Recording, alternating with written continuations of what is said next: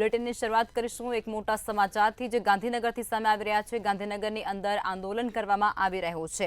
જાણકારી સામે આવી રહી છે તે અંતર્ગત ગાંધીનગરમાં સીસીઈ પરીક્ષાના પરિણામ બાબતે આંદોલન કરવામાં આવી રહ્યું છે, જેમાં સેન્ટ્રલ વિસ્ટા ગાર્ડન ખાતે ઉમેદવારો ઉમટી પડ્યા છે અને તેમના દ્વારા વિરોધ થઈ રહ્યો છે।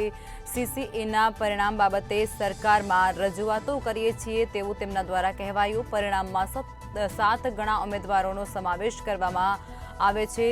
આ સાથે જ જણાવ્યું કે જીપીએસસીની પદ્ધતિ મુજબનું પરિણામ જાહેર કરવામાં આવે તેવી માંગ પણ તેમના દ્વારા કરવામાં આવી રહી છે। નોર્મલાઇઝેશનમાં પણ ઉમેદવારોને અન્યાય થયો હોવાના આક્ષેપો પણ તેમના દ્વારા થયા છે। માગણી નહીં પૂરી કરવામાં આવે ત્યાં સુધી આંદોલન યથાવત રહેશે તેવું પણ તેમના દ્વારા કહેવાયું છે।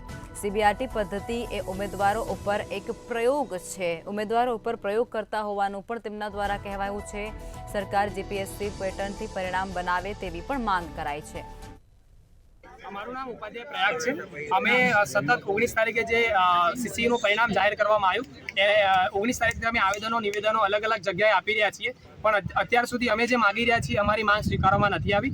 જે એમણે નોટિફિકેશનમાં લખ્યું છે કે કેટેગરી વાઇઝ 7 ગણા ઉમેદવારો સમાવવામાં આવશે, તો એમણે જગ્યાના 7 ગણા ઉમેદવારો સમાય અને દરેક સમાજના ઘણા બધા જે ઉમેદવારો છે એમને અન્યાય કર્યો છે। તો અમારી સરકારશ્રીને એક જ માંગ છે કે અમે આ સિસ્ટમનો વિરોધ કરી રહ્યા છીએ, સરકારનો વિરોધ નથી કરી રહ્યા અને અમે નોકરી નથી માગી રહ્યા। જે એમણે લખ્યું છે એ પ્રમાણે રિઝલ્ટ જાહેર કરવામાં આવે અને આ એક પ્રાથમિક પરીક્ષા છે જેના આધારે કોઈ બી જગ્યાએ નોકરી મળવાની નથી, આના પછી મુખ્ય પરીક્ષા આપવાની છે। તો જલ્દીથી જલ્દી અમારી જે માંગ છે એ સ્વીકારવામાં આવે અને આજે ગાંધીનગરમાં મોટી સંખ્યામાં સીસીઈના ઉમેદવારો ભેગા થયા છે। જ્યાં સુધી અમારી માંગ સ્વીકારવામાં નહીં આવે ત્યાં સુધી અમે ગાંધી ચિંધ્યા માર્ગે આંદોલન કરી અને અમારી માંગ અમે સ્વીકારશું।